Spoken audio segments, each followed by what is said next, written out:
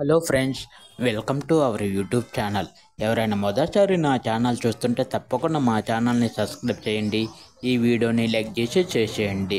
ఇంకా ఈ వీడియోలో ఒక తక్కువ శాలరీతో రమ్య అనే అమ్మాయి హైదరాబాదులో ఎలా జీవిస్తుందో మనం ఈ వీడియోలో తెలుసుకుందాం. ఇంకా ఈ వీడియోలోకి వెళ్తే ఇంకా రమ్య యొక్క నెల జీతం మొత్తం 11,000.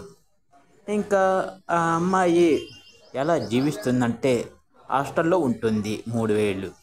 ఇంకా అలానే తిండికి అంటే ఆహారం 2,500. ఇంకా ప్రయాణం అంటే ట్రావెల్ ఆఫీస్కి వెళ్ళడానికి 1,000 రూపాయలు. ఇంకా మొబైల్ రీఛార్జ్కి 500 రూపాయలు. ఇంకా అలానే తనకి 1,500 రూపాయలు తను ప్రతి నెల సేవ్ చేసుకుంటుంది. ఇంకా ఏదైనా కొత్తగా కోర్సులు నేర్చుకోవడానికి అంటే ఏదైనా స్కిల్స్ నేర్చుకోవడానికి 1,000 రూపాయలు ఖర్చు పెడుతుంది.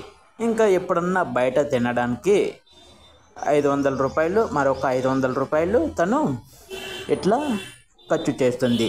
అయితే తనకి ఈ డబ్బులన్నీ ఖర్చు అవను సేవింగ్స్ కోసం 1,500 రూపాయలు తన ప్రతి నెల ఖర్చు దాచుకుంటుంది.